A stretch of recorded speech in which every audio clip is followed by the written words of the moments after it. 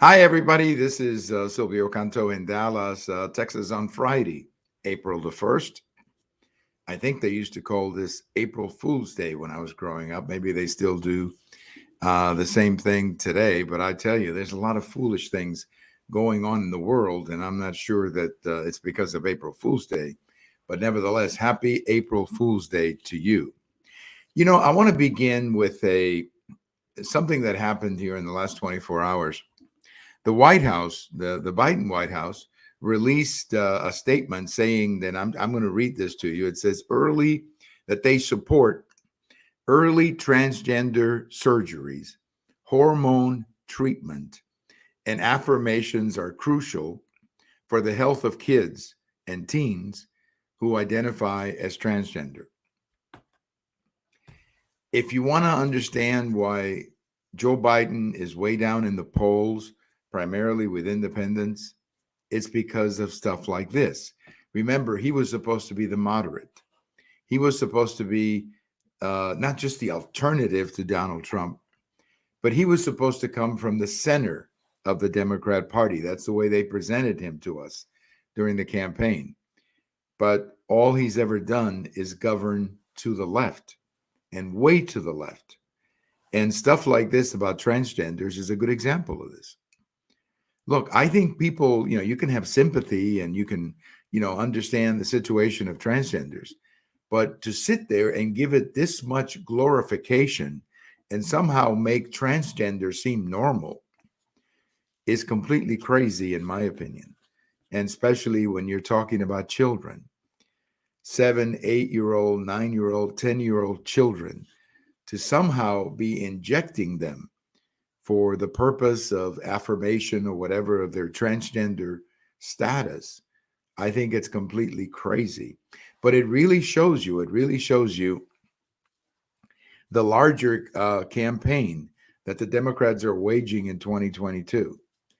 They know they're going to lose. They're going to lose in November. So what they have done is that they're focusing in these extreme issues that appeal to a very small number of Americans, most of them Democrats, because they know they got to get out the vote. Because they also know, as we all know, that enthusiasm among Democrats is way down. They're not turning out the same way Republicans are turning out. All you got to do is check out what happened in Virginia and what happened in New Jersey. So, if you want to understand why the country's disappointed with Joe Biden, among many things, this is a good example of it. He's not governing as the moderate that we were told during the campaign that he was. Remember, he was supposed to be the moderate. He was supposed to be the one who would bring things back to normal. He was supposed to be the calming influence, in following the crazy years of Donald Trump. He hasn't done any of that. In fact, he has actually divided the country more than Donald Trump ever did, or frankly, any recent president ever did. So if you want to understand why he's way down in the polls, it's because of the stuff that I just told you about with transgenders. Every time you put this to the majority of the American people, they don't believe in all of this transgender stuff. They think a man is a man and a woman is a woman. And that's the way it is. They don't think that kids in school should be taught about transgenderism. They don't believe any of that. And yet the White House continues to fight for this. And why is that? Again, because they're trying to mobilize their base. That's all they have. They've lost the independents. Obviously, they've lost the Republicans, and they've lost a lot of Democrats. So basically, they're just trying to get their base out, the extreme base. And also, to tell you the truth, a lot of these people are the ones contributing to their campaigns.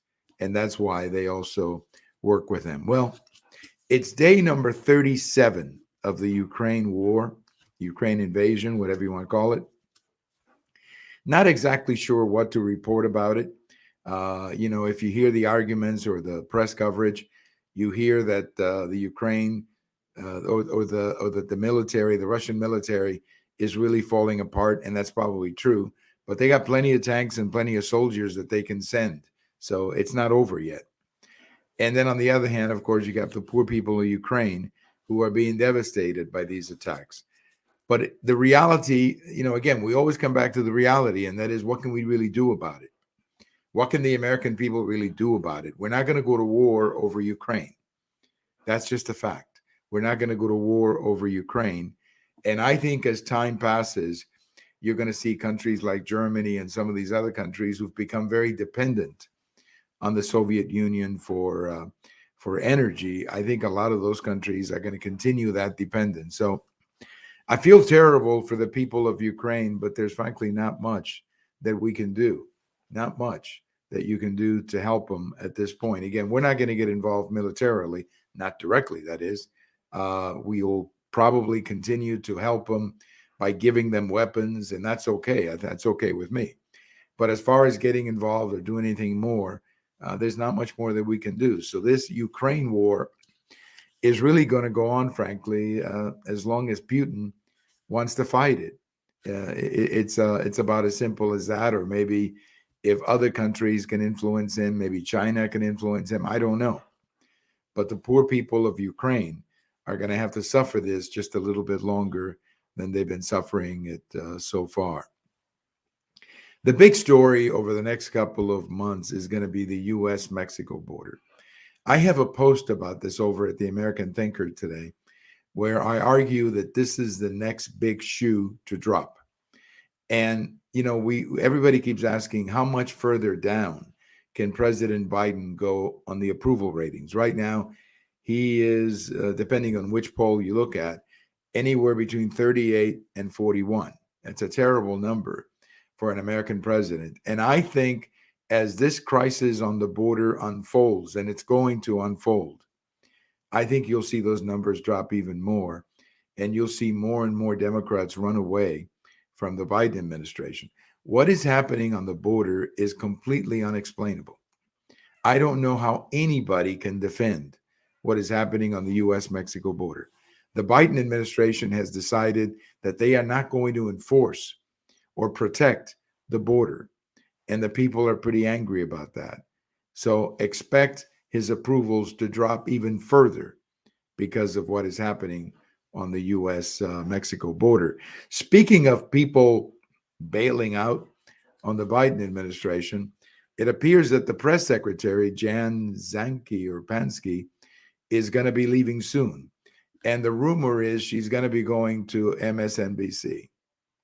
Well, I don't have a problem with that. I mean, she can get whatever job she wants. But I do have a question, an ethical question that somebody was asking today, and that is, how long has she been negotiating with MSNBC? And what impact did that have in the fact that MSNBC was asking her questions during these press conferences? Again, I don't know if that's an ethical issue or not, but it does seem kind of funny to me that she was interviewing with a network that is asking her questions. Maybe the best thing to do would have been to take off a couple of months and then end up working with MSNBC. I don't know. But I'm not surprised that she's going to MSNBC. Why wouldn't she? That's the place for somebody like her to go to. But it is a little surprising, frankly, that she would be doing her job, and that is dealing with the media at the same time that she was being interviewed by MSNBC for, apparently, she's going to be doing a show over there. That, I don't know. It's a little bit funny. I'm not saying it's unethical, but it's a little bit funny, to say the least. I got to tell you about Disney. The Disney Corporation has apparently decided to go woke, and they've been literally taken over by this woke movement. And apparently their parks are going to get even more woke. Their movies and their characters are going to get more woke. And I don't care. I mean, I don't have any money invested in Disney. I've just been a consumer over the years of their products, their movies, particularly, growing up watching movies like Old Yeller and Swiss Family Robinson and David Crockett. And then later my sons, watching some of the Disney movies in the 1990s. So I've been a consumer of Disney, nothing more, nothing less. But it is amazing to me how woke Disney has gone. I think it's going to have a bad impact on their business. I really do. I really do. I think a lot of families are going to pull back and not go to Disney World, not go to Orlando, and simply look for some other form of entertainment that at least appeals more to their family values. So, we may be seeing the end of Disney, and I guess that's the way it goes. But Disney had a great run in this country as a family network, and apparently that's behind us now. That is totally behind us. By the way, a couple of Democrat senators are calling Senator Manchin and Senator Kelly, who's in a very tough reelection in Arizona. They're calling on the Biden administration to allow more exploration on some of these oil leases. So we'll see what happens. I don't think they're the only two who are going to be doing that. I think more and more Americans are coming to the realization that we've got the oil here. So what are we doing buying it from overseas? We've got it here. We showed it during the Trump years that we can be self-sufficient. So why aren't we self-sufficient now? And I think more and more Democrats, more and more independents are going to be looking at that as well. I have a post coming out tomorrow talking about the fact that we have not seen any polling data in Texas for over 30 days on the governor's race. Beto O'Rourke running against Governor Abbott. We haven't seen anything on that race. The last time we saw something, the governor was leading 52-47 or something like that. But we haven't seen anything for over a month. And I don't know what that means. I don't know if that means that the pollsters have kind of given up on this race.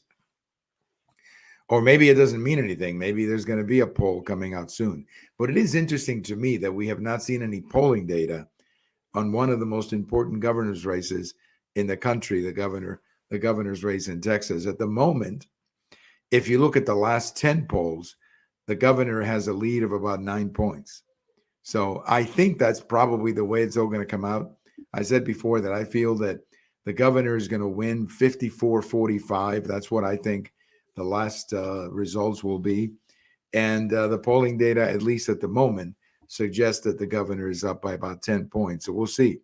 But it's just interesting to me that we have not seen any polling data on that particular race, the Abbott O'Rourke race here in Texas.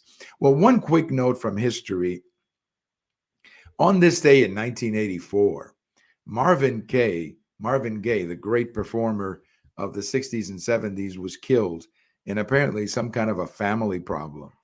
And he was only 44. He was one of my favorite performers, whether in the 60s or 70s, an absolutely talented man with a great voice. And we lost him on this day in 1984. Again, I'm not familiar with all the details, but apparently there was a problem in the family and somebody shot somebody, and unfortunately, Marvin Gaye was killed that day. But again, he was one of the greatest. He was one of the very best performers and one of my favorites in the late 60s, really, and during the 70s. What's Going On was that big hit that he had in 1971. Well, thank you for listening. This is Silvio Canto in Dallas. Have a great day, and we'll talk to you.